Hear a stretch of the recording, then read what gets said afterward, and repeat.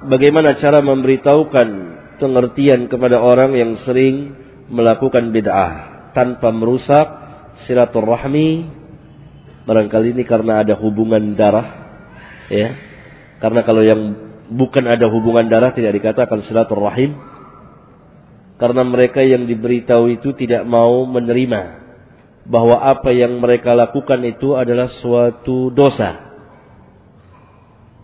Alasan mereka adalah kalau itu suatu dosa, mengapa para ustadz dan kiai banyak melakukan perbuatan itu? Alasan yang sangat sederhana dan kenyataan dari orang-orang awam kaum muslimin, dari umumnya kaum muslimin, itu yang saya maksud.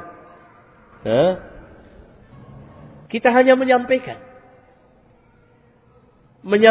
yang benar, bukan memaksa. Apa anta tukrihun nas hatta yakunu mu'minin? Allah Subhanahu wa taala berfirman kepada nabinya yang mulia, apakah engkau akan paksa manusia sampai mereka beriman? Kalau Nabi SAW sudah dilarang memaksa orang, apalagi kita. Lain kalau ada pemerintahan Islam berdasarkan hukum Islam, maka ditindak yang menyalahi sunnah. Itu pun setelah diberikan hujjah, diberikan pengertian ilmu kepada mereka, dan mereka paham. Dan itu pun bagi ahli-ahli bid'ah yang menyeru kepada bid'ahnya. Dan harus dibongkar syubhat mereka. Ya? Dan kita hanya menyampaikan dengan cara yang baik. Dakwah di negeri kita ini secara khusus harus lebih banyak ar-rifqu, berkasih sayang, berlemah lembut, dakwah dengan bijak, khususnya kepada umumnya masyarakat, mengadakan pendekatan. Karena apa? Ini problem umat ini, mereka banyak tidak tahu, termasuk juga kita. Tidak mengerti tentang din dan lingkungan di mana mereka hidup. Masjid, madrasah di mana mereka belajar. Semuanya demikian. Mereka tidak hidup di masyarakat yang semuanya muwahhidin, yang ada ulama-ulamanya, yang lebih banyak sunnahnya dari bid'ahnya, yang sunnah demikian kuat. Tidak. Mereka hidup di masyarakat yang bid'ah dan ahli bid'ah demikian kuatnya. Ahli sunnah setitik kecil. Maka tidak boleh kasar. Memperbanyak ad-da'wah ilallah, menjelaskan kepada manusia, imma diterima atau tidak. Karena umumnya mereka tidak tahu. Diperkenalkan tentang manhaj dan seterusnya. Perlu kita ketahui, dakwah as-salaf, manhaj as-salaf, fitrah. Kenapa? Karena ini ada dakwah Islam. As-salaf, manhaj salaf itu Islam. Fitrah yang akan diterima oleh orang. Karena itu dakwah salafiyah itu tidak akan pernah susut. Setiap hari akan bertambah terus. Karena dia adinul Islam. Ini perlu diberi catatan. Jadi ingat, tidak berarti bahwa yang di luar manhaj salaf bukan Islam. Tidak, ini di Islam yang hakiki, yang dibawa oleh Nabi yang mulia alaihi salatu wassalam. Dia fitrah. Maka itu setiap hari begitu banyak kaum muslimin yang kembali ke manhaj yang hak. Apabila kita mendakwakannya dengan baik, sesuai dengan kemampuan kita sendiri, dengan berkasih sayang kepada mereka, dengan yukhalitun nas, bergaul dengan mereka, bermasyarakat, tidak eksklusif, tidak mengucilkan diri. Dah. Afdalul mu'minin, kata Nabi SAW dalam sebuah hadis sahih atau sekurang-kurangnya hasan, dikeluarkan oleh Tirmidzi dan Al-Imam Al-Bukhari, bukan di kitab sahihnya tapi di kitabnya Adabul Mufrad. Ya, ini orang yang yukhalitun nas, orang mukmin yang utama yang yukhalitun nas, bergaul, bercampur dengan manusia. Wa yasbiru ala adahum, sabar atas gangguan mereka. Apa yang dimaksud sabar atas gangguan mereka? Al-amru bil ma'ruf wan nahyu 'anil munkar.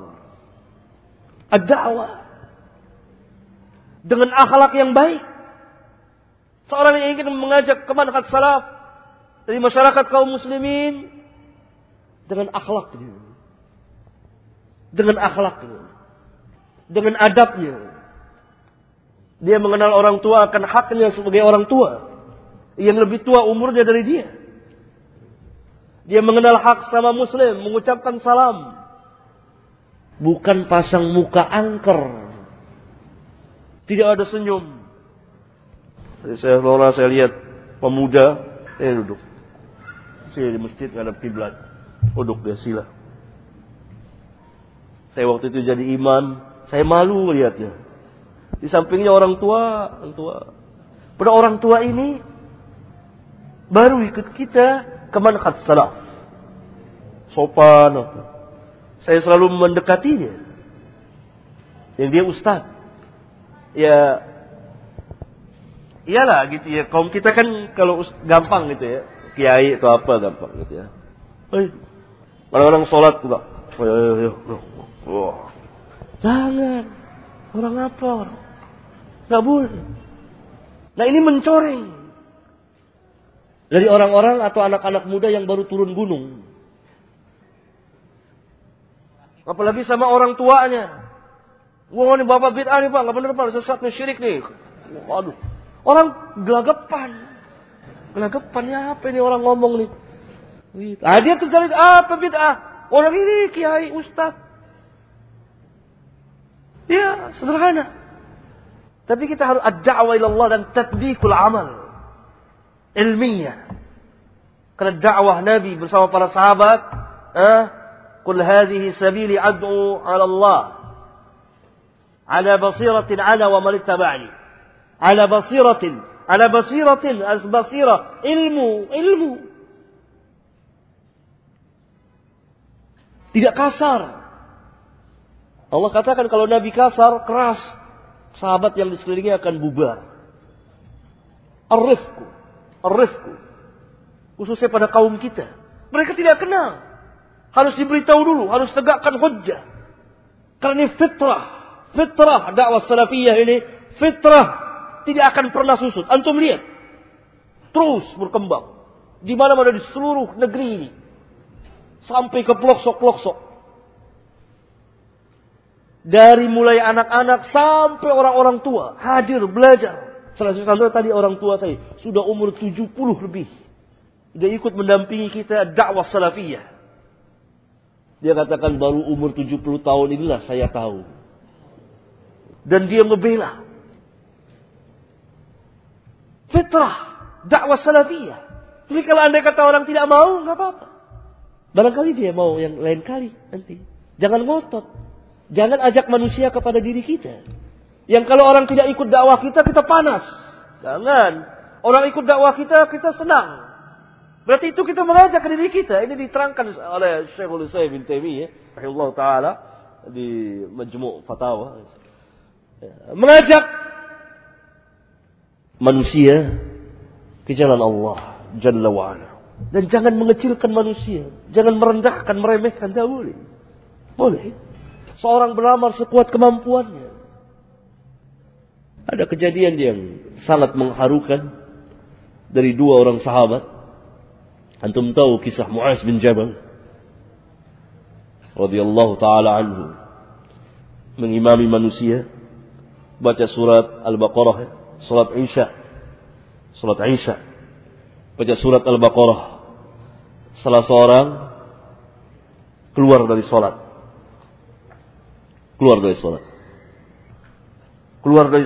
Kenapa? Karena lama surat Al-Baqarah baca.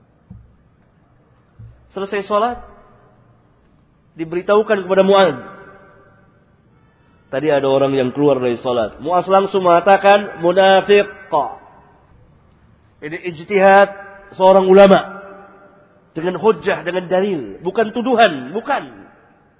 Kenapa? Karena ada qarinah, ada tanda yang membuat Mu'az menuduh orang ini munafik. Kenapa? Karena tidak ada yang keluar dari sholat jamaah. Tidak ada yang tidak sholat jamaah pada zaman itu kecuali orang-orang munafiqun. Sekarang tidak bisa langsung kita terapkan oh munafik antum. Nggak bisa. Karena bukan hanya orang munafik tulen saja yang tidak sholat jamaah sekarang. Yang tidak tulen atau yang tidak munafik dia tidak sholat. Dulu semua sholat jamaah. Yang tidak sholat atau malas-malasan orang munafik. Karena itu apabila kita tidak sholat jamaah fil masjid khususnya, jadi aglabiyahnya itu kita tanpa ada uzur sholat di rumah, maka kita terkena sifat-sifat munafikun khususnya sholat subuh dan isya. Mu'adz salah dalam tuduhannya tapi ijtihad. Kalau tidak tepat tapi ijtihad. Ajrun wahid. Karena itu Nabi SAW tidak menyalahkan Mu'adz ketika Mu'adz menuduh orang ini munafik. Tidak. Yang disalahkan oleh Nabi apa? Jadi imam baca terlalu panjang. Itu yang disalahkan. Tapi Nabi langsung tuduh munafik enggak? Ada qarinah. Kalau kita sembarangan tuduh-tuduh orang seperti zaman sekarang, zaman tuduhan. Tuduh ini, tuduh ini, tuduh ini, tuduh ini. Tidak bisa kita dakwah. Saya pernah mengatakan, atau berapa kali mengatakan kepada jama'atut takfir, kelompok yang tukang mengkafirkan orang. Saya tanya, baiklah, kalau kaum muslim ini kafir, taruhlah kafir. Lalu apa faedahnya kita kafir-kafirkan mereka? Dari segi dakwah Islam. Apa faedahnya? Kalau mereka memang kafir, ya kafir. Tapi apa faedahnya? Bukankah tidak lebih baik kita angkat dari kekufurannya kepada Islam? Kalau dikatakan itu kafir, padahal tidak kafir sama sekali. Lihat. Orang itu tidak senang dituduh oleh Mu'adz bin Jabal radhiyallahu anhu munafik.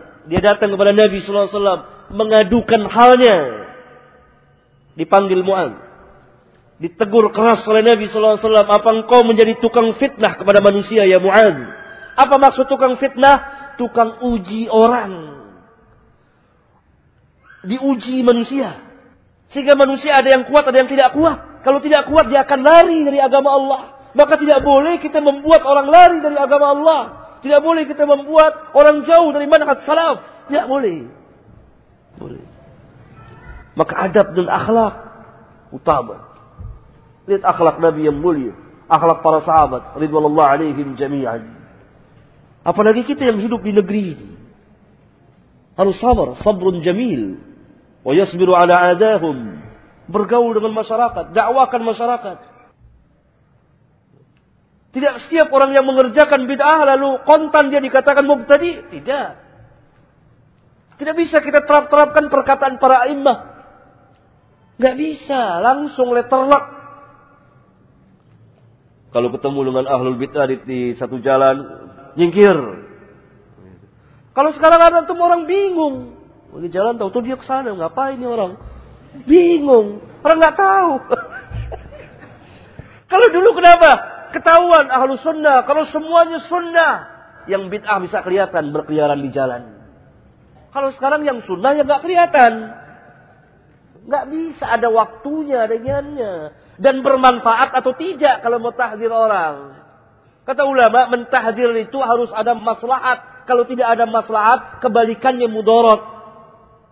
Sekarang ada kelompok-kelompok kecil yang sekarang lagi seneng-senengnya mentahdzir orang di internet. Seneng-senengnya dia. Barangkali baru-baru jajal internet gitu ya. Lagi enak-enaknya. Seperti kita baru punya motor kan anak main pakai motor terus. Tahdzir semuanya. Ustadz fulan begini tuh semua. Apa masalahnya? Kalau itu hak yang ditahdzir itu sebagaimana yang dikatakan. Kalau tidak akan kembali.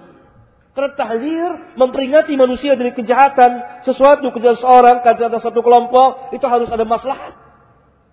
Kalau tidak ada maslahat tidak boleh. Ini dakwah yang besar, dakwah yang agung. Yang sedang berkembang.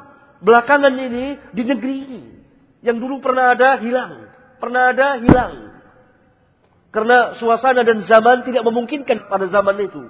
Zamannya peperangan dengan Belanda dan seterusnya. Sulit komunikasi dan lain sebagainya. Kita di zaman modern, zaman yang sangat canggih, perkembangan manhaj ini ada hikmah yang sangat dalam, berkembang ke seluruh pelosok dunia, dan di negeri kita ini berkembang terus. Maka itu al-ilmu amal, ilmu amal, ilmu amal. Lihat, Rasulullah SAW peringatkan Mu'adz, apa engkau menjadi tukang fitnah, membuat manusia lari dari agama Allah? Lari, jauh, kabur. Lalu Nabi SAW bertanya kepada sahabat yang keluar dari sholat ini. Ya, ini alasannya apa? Ya, dia punya pekerjaan, mau mengairi sawah ladangnya subuh. Ya,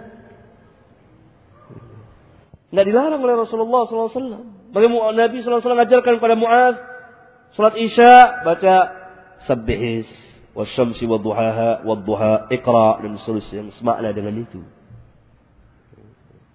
Kemudian Nabi SAW bertanya kepada orang itu, ya ibna akhi, wahai anak saudaraku, apa yang kau baca dalam sholatmu? Apa dia jawab? Saya baca Al-Fatihah. Kemudian saya berdoa kepada Allah, mohon jannah dan berlindung dari neraka. Apa jawab Nabi SAW? Apa Nabi katakan? Oh, sedikit tuh, kecil. Mesti baca. Enggak. Nabi SAW tidak katakan demikian. Nabi katakan, saya dan Mu'adz kurang lebih sama denganmu. Kata-kata yang menyejukkan. Kata-kata yang tidak merendahkan seseorang. Padahal dia hanya baca Al-Fatihah saja. Tidak direndahkan oleh Nabi yang mulia sallallahu alaihi wasallam, karena itulah yang baru dia mampu. Saya dan Mu'adz kurang lebih di seputarmu, kurang lebih sama. Kalian.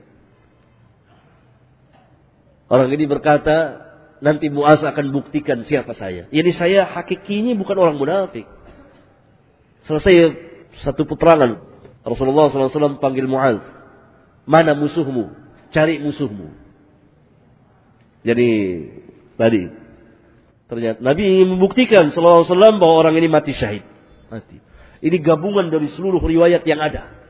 Dikeluarkan hadis ini oleh Bukhari, oleh Abu Daud, oleh Ahmad, oleh Al-Imam At-Tahawi dan lain-lain, digabung jadi satu. Jadi panjang apa yang saya terangkan secara makna tadi. Lembut terhadap orang-orang yang tidak mengerti, tidak tahu.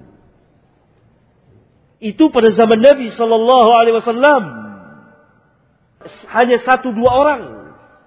Apalagi pada zaman kita bermasyarakat, beragam, bermacam. Tapi dakwah ini fitrah. Manusia akan terima. Tidak dapat tidak. Kalau memang kita dakwahkan dengan baik. Saya punya harapan besar bahwa di kemudian hari asas negeri ini manhajnya salaf. Karena dia akan berjalan terus dan tidak pernah susut. Di mana firqah-firqah yang lain jatuh bangun, porak-poranda. Oleh karena itu sering saya ditanya, saya jadi bingung, Ustaz. Ustaz tadi terangkan di majelis yang lain bahwa salaf bersatu, tidak pecah belah, karena dia satu firqah al-jamaah. Yang lain berpecah belah. Syiah ada. Kenapa saya melihat kok salaf pecah belah juga? Ada salaf A, ada salaf B.